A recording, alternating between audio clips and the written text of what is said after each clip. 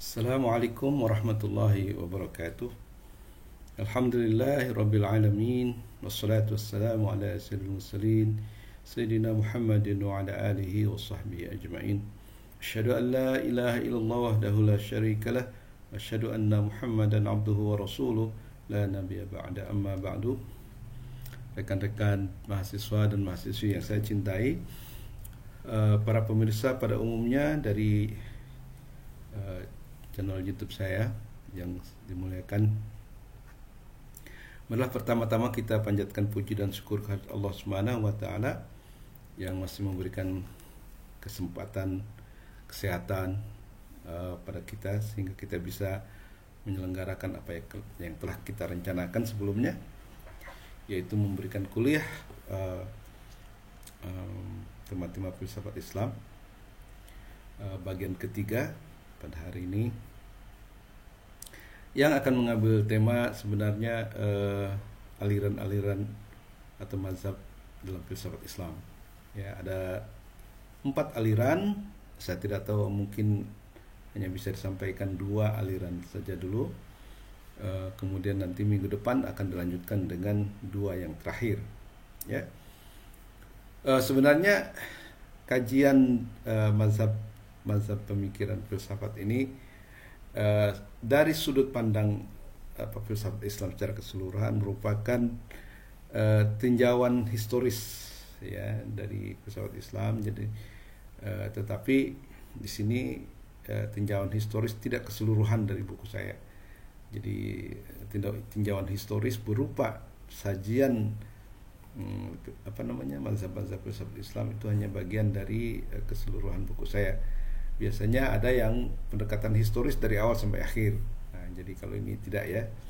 Jadi pendekatan historis pun dilakukan dengan cara menyajikan beberapa mazhab pemikiran filsafat Islam yang terkenal. Yaitu yang pertama adalah peripatetik, yaitu Masya'iyun. Yang kedua adalah filsafat iluminasi atau hikmatul isyraq. Yang ketiga adalah Irfani, dan yang keempat adalah Al-Hikmah Al-Muta'aliyah atau Transcendental Philosophy. Nah, untuk hari ini mungkin kita hanya akan membahas 2 mazhab saja karena waktunya akan terlalu lama barangkali. Nah, marilah kita mulai kuliah ini dengan bacaan Bismillahirrahmanirrahim. Marilah kita maju ke mazhab yang pertama, yaitu peripatetik.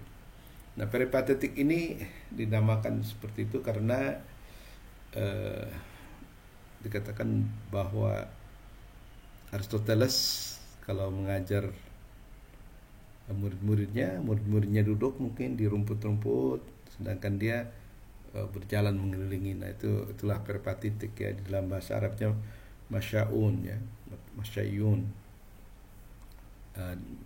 Dari kata masya yamshi ya, jalan-jalan. Nah, peripatetik sebenarnya mengacu kepada para pengikut Aristoteles. Ya, walaupun mungkin Plato juga dalam memberikan pengajarannya seperti Aristoteles, tapi tidak dikenal sebagai peripatetik ya.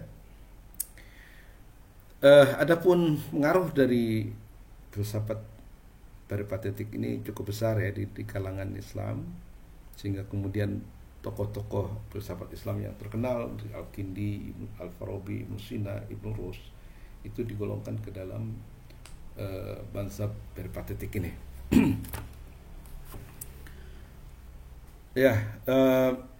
Di sini saya akan mencoba melihat mazhab-mazhab ini dari 3 perspektif ya. Satu, perspektif epistemologis. Kedua, perspektif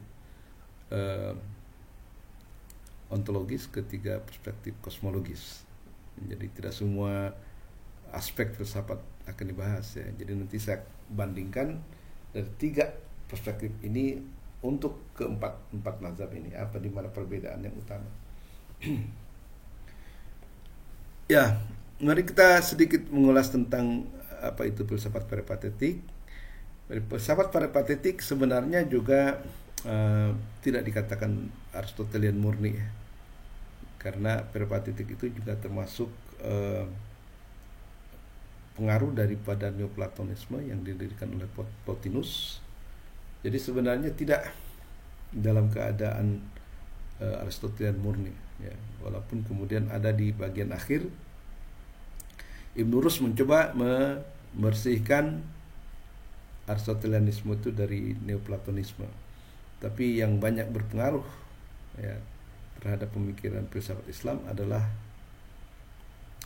Neoplatonisme, sehingga filosof-filosof Islam bisa dikatakan sebagai Neoplatonis, ya.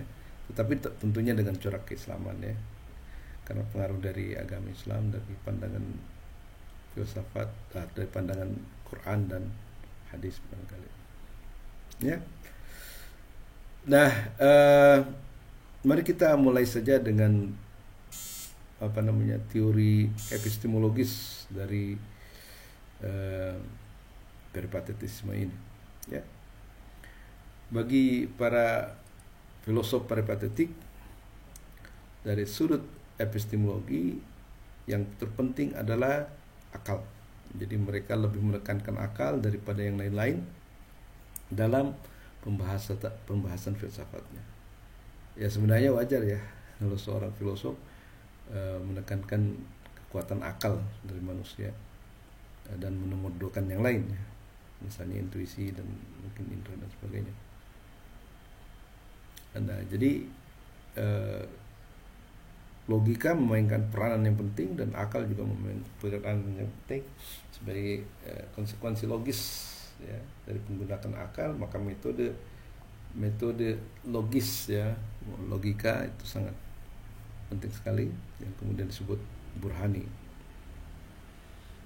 Jadi yang menjadi ciri khas daripada aliran peripatetik dari sudut epistemologi adalah kepercayaan mereka yang kuat kepada akal. Jadi bahwa akal lah yang pertama harus kita konsultasikan, ya, di dalam memahami pemikiran filsafat mereka. Bukan berarti bahwa indera nggak penting, bukan berarti bahwa intuisi nggak penting, tetapi mereka lebih menekankan pendekatan rasional daripada pendekatan yang lainnya, dan itulah ciri khas daripada filosof peripatetik, ya kan. Dan dengan demikian maka pengkajian terhadap logika, teori logika sangat penting sekali dan sangat tekankan. Misalnya kita lihat banyak sekali karya logika yang ditulis oleh Al-Farabi, atau kemudian juga Ibnu Sina, ya. Dalam kitabnya Asy-Syifa, Ibnu Sina menulis 9 buku, ya, tentang logika, ya, sesuai dengan tradisi Aristotelian, ya. Dari sudut ontologi, ya, peripatetik punya pandangan yang khas sehingga disebut heliomorfis, ya. Heliomorfis itu artinya pandangan yang mengatakan bahwa segala sesuatu yang ada di dunia ini, ya, itu terdiri dari bentuk dan materi, ya, terdiri dari bentuk dan materi. Materi disebut helio dan bentuk disebut morfis. Jadi heliomorfis itu adalah pandangan yang mengatakan bahwa segala sesuatu yang ada di dunia ini terdiri dari materi dan bentuk. Materi ya bahan, ya, tetapi bahan ini tidak akan mewujud sebelum diberikan bentuk, ya, sehingga perpaduan antara materi dan bentuk itulah yang kemudian membentuk segala apapun yang ada di dunia ini, ya. Walaupun di sini ada perbedaan pendapat apakah bentuk itu merupakan ada di dunia ide seperti Plato, atau apakah bentuk itu memang menyatu di dalam materi, ya, seperti pendapatnya Aristoteles, seperti itu. Itu sepertinya dari sudut ontologis itu yang sangat penting, ya, yaitu keyakinan bahwa segala sesuatu terdiri dari materi dan bentuk. Materi itu kalau secara terpisah itu hanya potensi saja, ya, mungkin wujud gitu. Jadi kalau belum diberikan bentuk misalnya oleh akal ke-10, maka dunia ini tidak akan terbentuk. hanya apabila terjadi perpaduan antara materi dan bentuk, itulah yang kemudian bisa mewujudkan alam ini gitu. Jadi dengan demikian filsafat parapatetik itu sampai pada pandangan bahwa sebenarnya akal ke-10 atau dalam bahasa agamanya malaikat Jibril itu adalah sebab formatif daripada alam fisik ini. Karena dengan beliau ya memberikan bentuk, malaikat memberikan bentuk kepada materi bumi ini, maka bumi ini terbentuklah. Dunia bawah bulan disebutnya, sublunar world, itu terbentuk karena pemberian bentuk oleh malaikat Jibril kepada materi yang sudah memang diciptakan sejak dulu. Karena itu maka malaikat Jibril disebut wahibus suar, artinya pemberi bentuk. Nah, jadi dalam pandangan filsafat, malaikat itu tidak hanya, misalnya malaikat Jibril itu tidak hanya memberikan wahyu saja tugasnya, tetapi juga dia adalah sebab formatif daripada alam dunia ini, ya, yang menyebabkan alam dunia ini muncul dari potensi yang sudah ada.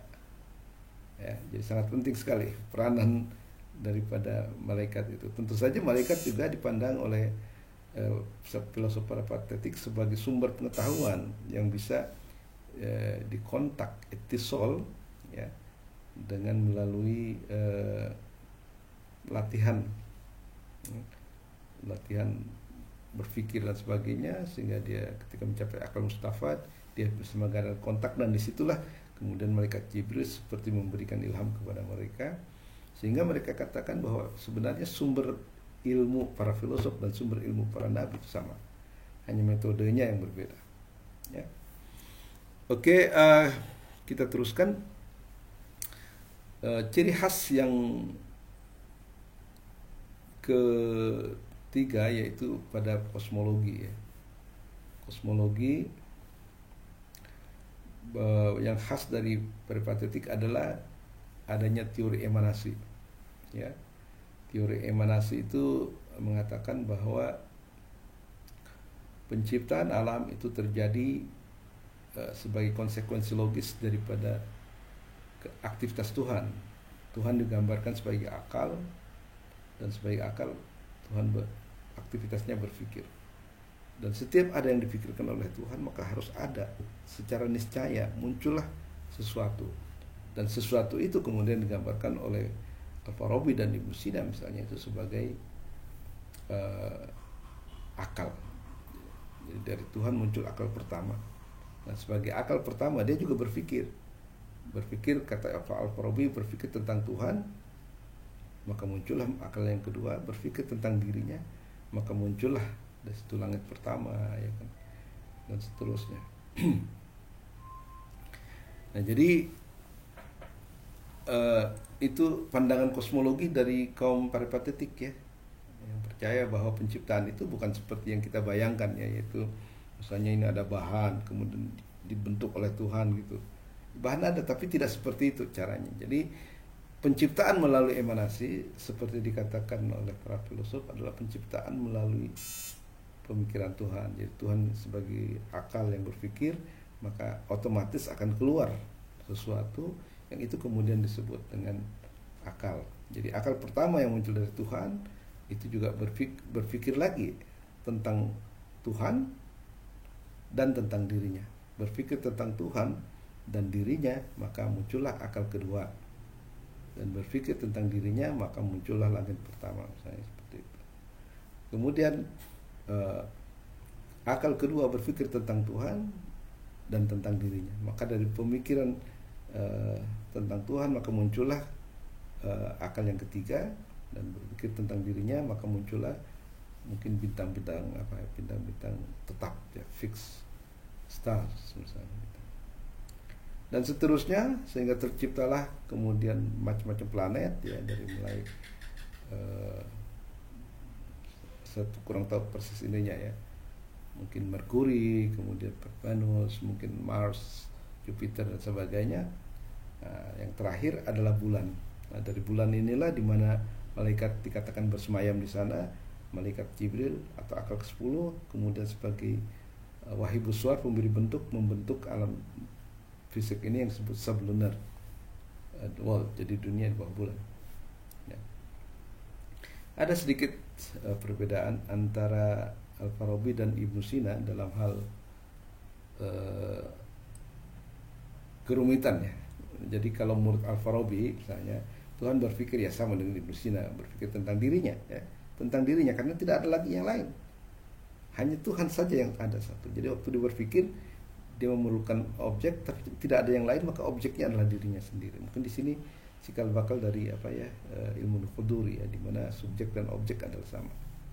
Seperti itu. Nah, demikian juga bahwa ketika Allah berpikir maka harus ada yang keluar dari dirinya ya sebagai hasil pemikiran, maka itulah akal pertama. Nah, kemudian akal pertama berpikir tentang Tuhan, muncul akal yang kedua. Tapi di sini Ibnu Sina membedakan antara tentang berpikir tentang dirinya. Ya, jadi menurut dia berpikir tentang dirinya itu ada bagi dalam dua aspek. Dirinya sebagai mumkinul wujud ya, dan dirinya sebagai wajibul wujud li ghairihi.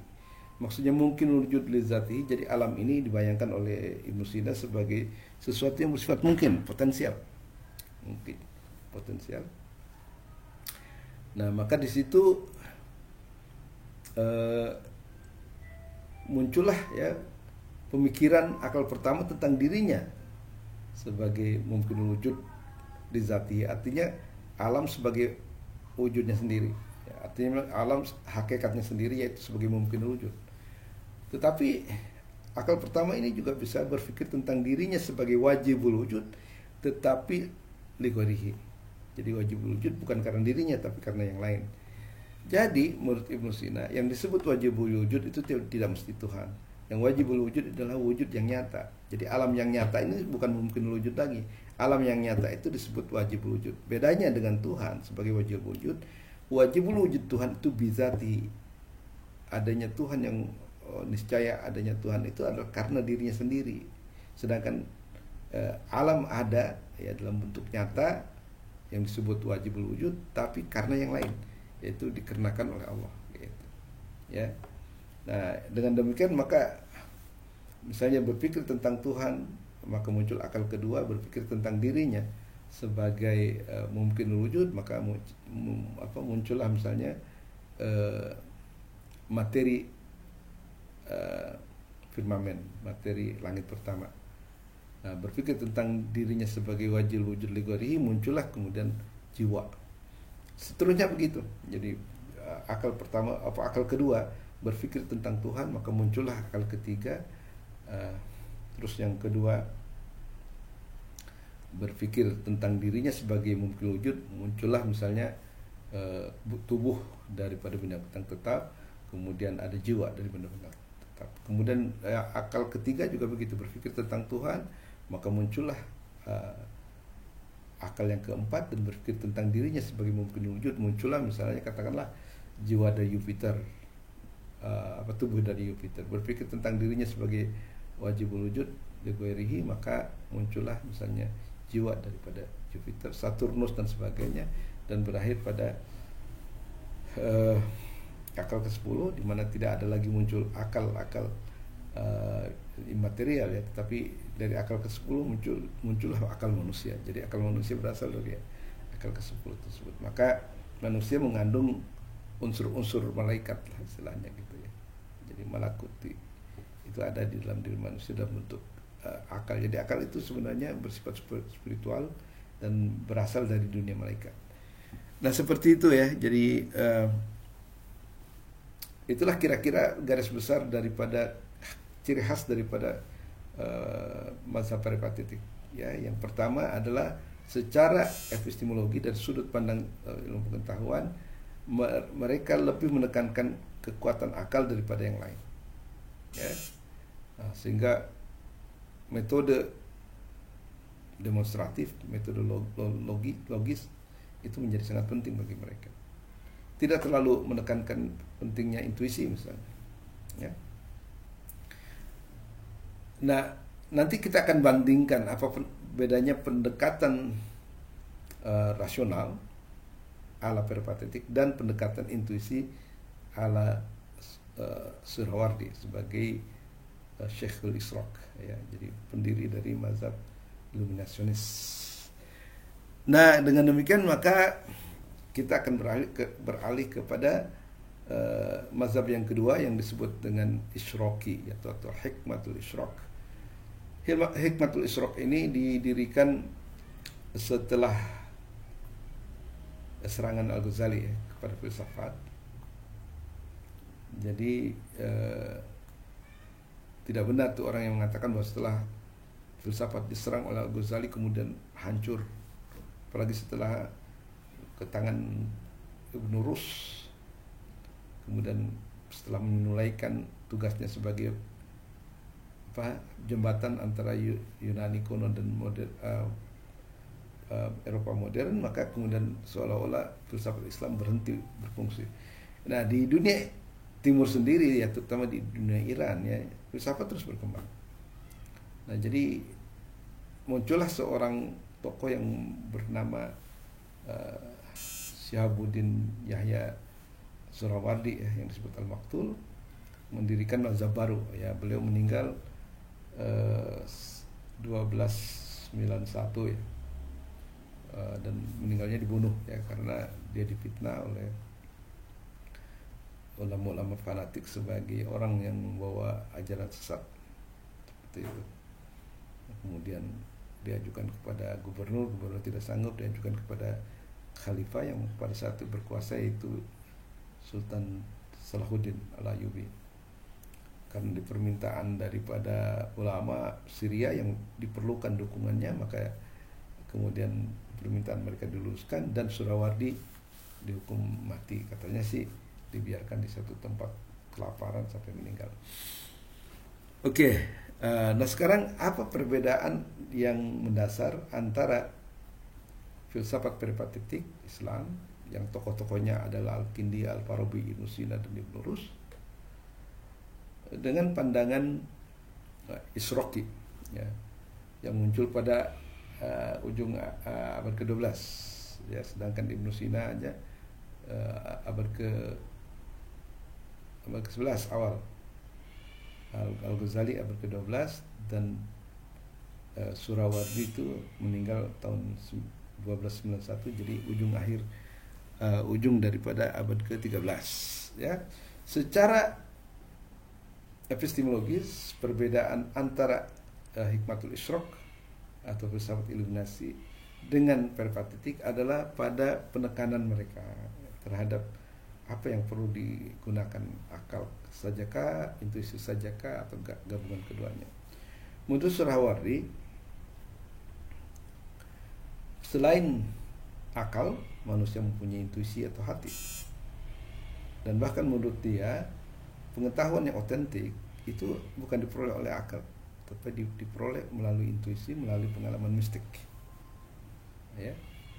Baru kemudian setelah kita menerimanya secara mistik, kebenaran-kebenaran itu baru disampaikan secara bahasa diskursif, bahasa logik rasional, seperti itu.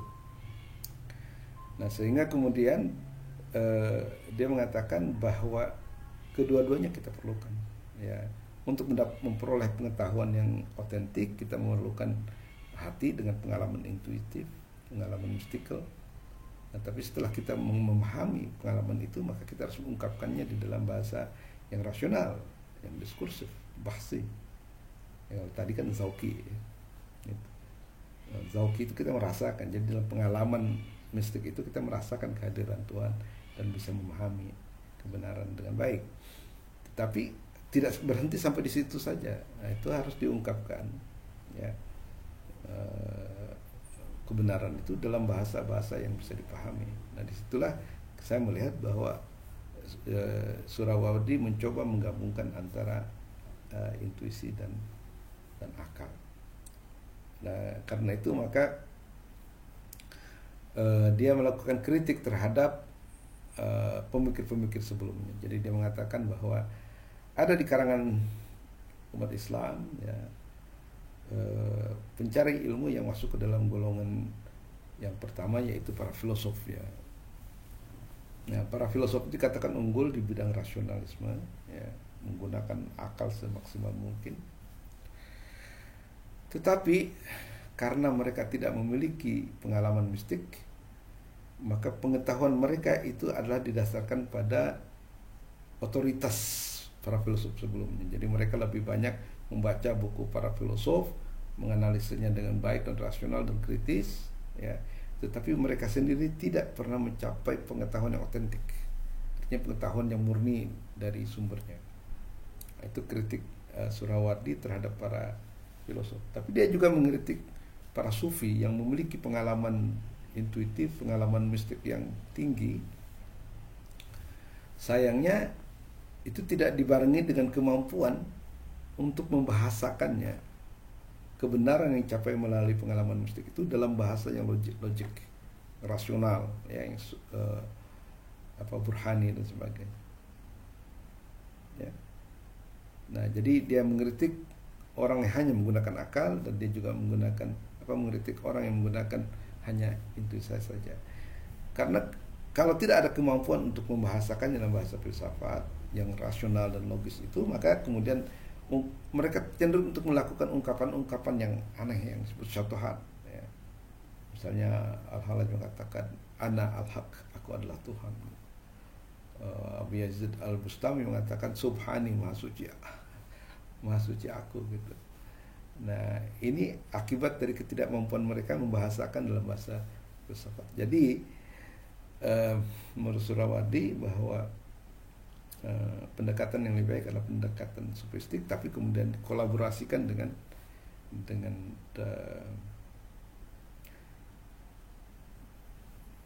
intuisi, ya. Jadi ada pengalaman rasional dan intuisi harus digabungkan. Dari situ saya melihat bahwa kedua-duanya ini digabungkan oleh Surawardi dengan sangat harmonis.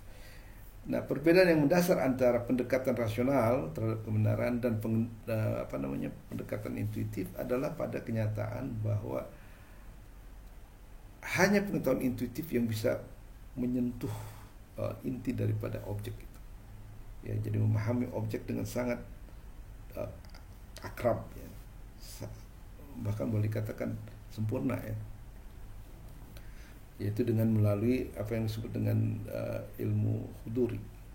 Ilmu huduri itu mengapa sangat sangat berat bobotnya, karena dia adalah pengetahuan diri, jadi self knowledge. Self knowledge itu artinya bahwa yang subjek dan objek itu sama. Jadi saya sebagai pemikir dan saya juga seperti yang dipikirkan. Jadi kalau kita berbicara tentang diri sendiri, maka antara subjek yang berpikir dan objek yang dipikirkan adalah sama. Ya, subjeknya aku, yang dipikirkan juga aku, sehingga akan terjalin sebuah pengetahuan yang langsung, ya, yang itu pasti benar, ya. Kalau Anda ini mengetahui pemikiran saya, nggak bisa kecuali membaca ataupun mendengar ceramah saya, baru kita bisa ada pengetahuan. Tapi itu pun belum tentu, ya, nggak dijamin. Jadi pengetahuan Anda tentang saya itu tidak dijamin benar, tapi pengetahuan saya tentang diri saya tentunya lebih benar daripada yang sebelumnya. Adapun pendekatan rasional itu dikatakan mempunyai kelemahan oleh kaum sufi, ya, kaum yang cenderung kepada pendekatan intuitif seperti yang digunakan oleh Surawardi juga, dan lebih-lebih nanti digunakan oleh para filosof pada mazhab yang ketiga yang mungkin insya Allah akan kita bahas pada minggu berikutnya, ya. Nah, adapun kelemahan daripada pendekatan rasional adalah bahwa rasio itu sangat tergantung kepada simbol. Untuk mengetahui sesuatu bergantung pada simbol, yaitu bahasa.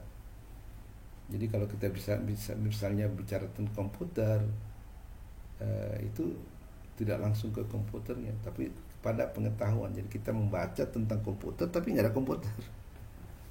Jadi apa yang dibicarakan secara filosofis itu adalah simbol-simbol. Jadi bukan realitas itu sendiri, tapi simbol.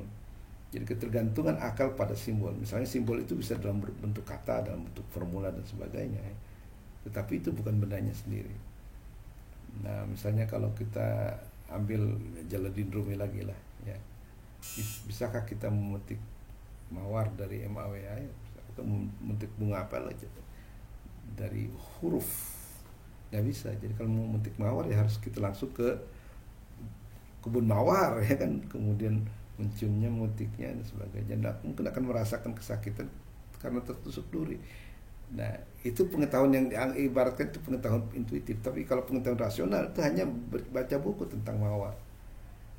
Nah, itu sangat lemah sekali. Karena apa? Kan dia berputar-putar hanya pada simbol daripada yang dicari, ya. Jadi kata Jalil Rumi ketika ditanya bisakah kita memetik mawar dari MAWAR, kata Jalil Rumi tidak. Anda baru menyebut nama, cari yang punya nama. Jadi MAWAR itu baru nama mawar, bukan mawar yang sejati. Nah, disitulah kelemahan akal menurut Surawardi karena ketergantungannya kepada simbol, tapi tidak pernah menyentuh langsung objek ini sendiri. Nah, sedikit tentang ilmu huduri. Ilmu huduri itu yang paling gampang dicontohkan adalah tentang pengetahuan diri. Jadi saya berpikir tentang diri saya. Jadi saya tahu persis keinginan saya apa, kemauan saya apa, yang tidak saya mau apa. Itu bisa langsung. Tidak perlu. Kalau saya ingin mengetahui pengetahuan saya sendiri, pemikiran saya sendiri, perlukah saya membaca buku saya? Kayaknya enggak ya. Karena langsung aja, nggak ada perantara gitu. Jadi pengetahuan saya tentang pemikiran saya itu akan lebih akurat dibandingkan dengan pengetahuan orang lain tentang diri saya. Ilmu huduri. Nah, masalahnya adalah apakah hanya untuk diri sendiri? Bagaimana misalnya pengetahuan kita tentang Tuhan, ya, tentang orang lain gitu. Nah, Mehdi Hairiyasi dalam bukunya Knowledge by Presence dia mengatakan bahwa sebenarnya dalam ilmu huduri itu selalu objek itu ada dua. Ada yang transitif dan ada yang imanen. Yang transitif itu adalah seperti ini ya, kalau kita punya teman dekat tapi berada jauh, misalnya di lain pulau gitu. Nah, secara fisik jauh. Jadi itulah yang disebut objek transitif. Ya, objek transitif itu objek yang fisik lah ya. Sekarang dia ada di mana, misalnya di Kalimantan atau di Sulawesi misalnya, atau di Papua, jelas jauh. Kalau kita bicara tentang objek transitif, jelas tidak hadir dalam diri manusia. Tetapi ketika kita bicara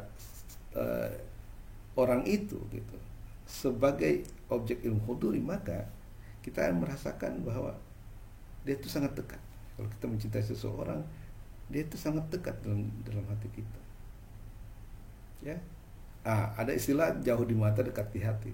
Yang jauh di mata itulah objek yang transitif, dan itu bukan pembicaraan tentang ilmu huduri. Ilmu huduri itu adalah objek tentang objek yang istilahnya imanen. Objek imanen itu yang ada dalam diri kita. Jadi Tuhan ya orang lain gitu kan. Tapi kalau kita mencintai Tuhan, Tuhan itu ada hadir di dalam diri kita. Jadi dia hadir dalam diri kita.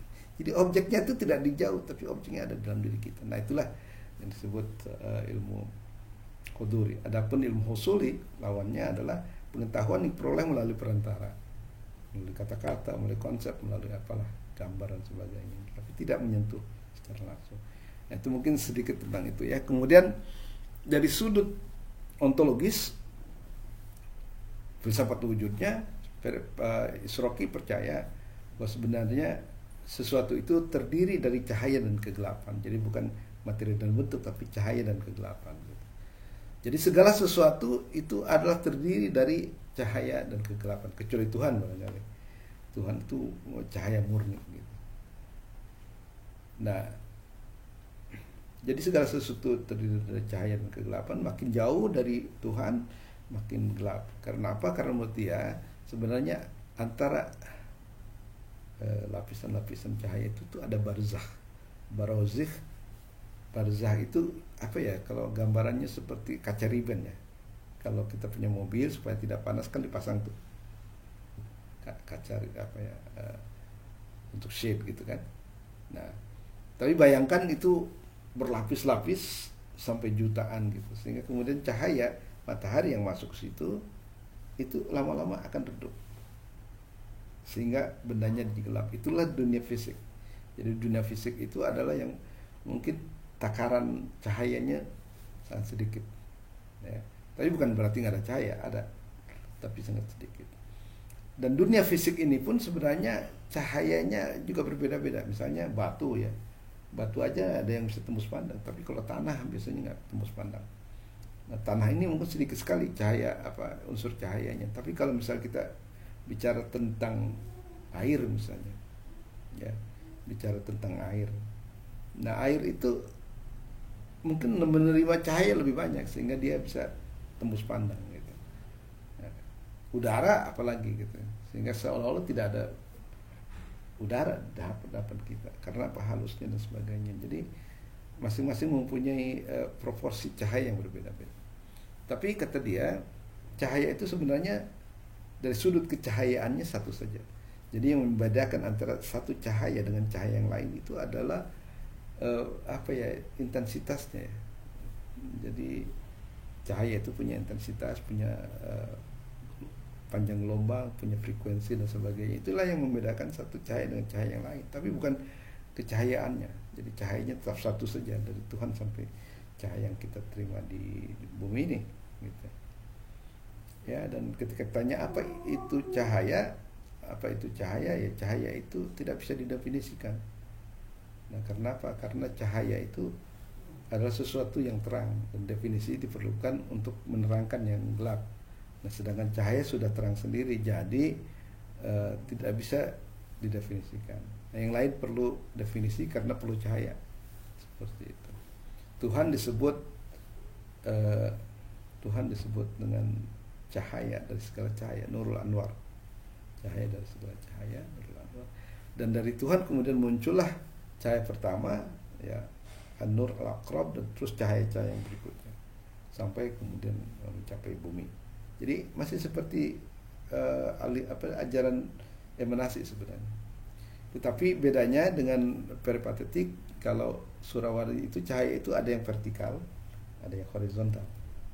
Yang vertikal inilah yang kemudian mirip dengan teori emanasi, dari akal pertama sampai akal nggak terbatas sampai akhirnya mencapai di manusia.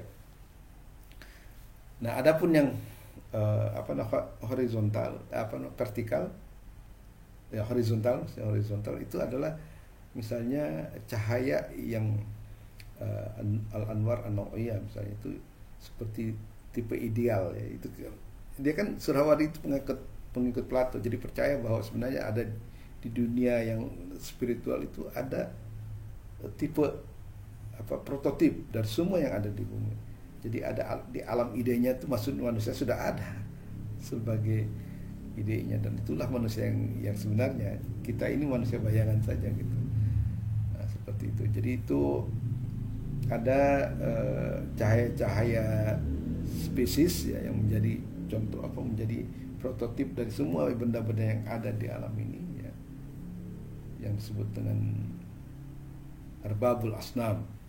Jadi tuannya para berhala, tapi maksudnya berhala ini benda-benda fisik gitu. Jadi benda-benda fisik itu mempunyai arbab, mempunyai tuan-tuannya di situ sebagai prototip gitu. Itulah manusia dalam manusia ideal gitu, yang ada di sana, di luar sana. Selain itu juga ada cahaya-cahaya yang mengatur, disebut Al-Anwar Al-Mudabbiro, yang mengatur jalannya alam semesta ini. Jadi ada yang mengatur bintang-bintang, ada yang mengatur tumbuhan, hewan dan sebagainya. Ya. Itu beda teori emanasinya. Yang satu hanya hanya vertikal saja, yang kedua ini vertikal dan horizontal. Ya. Itu nanti ada semuanya di keterangannya dalam buku saya Gerbang Kearifan ya. Jadi kalau bisa memang dimiliki itu. Kemudian dari sudut kosmologi tadi sudah saya jelaskan sedikit ya, bahwa secara ontologis dunia terdiri dari cahaya dan kegelapan ya. Tetapi itu kemudian membentuk tadi teori emanasi. Nah, adapun kosmologinya itu tadi sebenarnya tadi sudah dijelaskannya. Jadi kosmologi dia adalah bahwa dari Tuhan sebagai Nurul Anwar muncul Al-Nur Al-Aqrab, yang proximate light, dan kemudian ada cahaya-cahaya itulah yang membentuk dunia ya. Adapun teori penciptaannya gitu. Menurut saya adalah seperti ini. Tuhan kan cahaya. Nah, sedangkan dunia ini sebenarnya sudah ada, tetapi masih dalam bentuk potensi. Potensi itu baru akan muncul kalau ada cahaya Tuhan. Jadi seperti begini, kalau kita masuk ke sebuah ruangan di mana tidak ada cahaya sama sekali, maka kemudian kita cenderung mengatakan ruangan itu kosong. Padahal bukan kosong, banyak benda-bendanya. Tapi bagaimana kita tahu? Nah, kita tahu ketika ada cahaya. Jadi kalau ketika cahaya Tuhan kemudian menyinari wujud-wujud potensial, maka bermunculanlah wujud-wujud potensial itu menjadi aktual gitu. Jadi itu teori penciptaan daripada Surawardi. Nah, dengan ini saya berharap bahwa kita mempunyai gambaran ringkas ya tentang satu mazhab peripatetik, yang kedua mazhab Isyraqi, dan insya Allah nanti minggu depan kita akan meneruskannya dengan dua lagi mazhab filsafat Islam, yaitu Irfani dan Al-Hikmah Al-Muta'aliyah. Mudah-mudahan bermanfaat. Lebih kurangnya saya mohon maaf. Billahi taufiq wal hidayah. Assalamualaikum warahmatullahi wabarakatuh.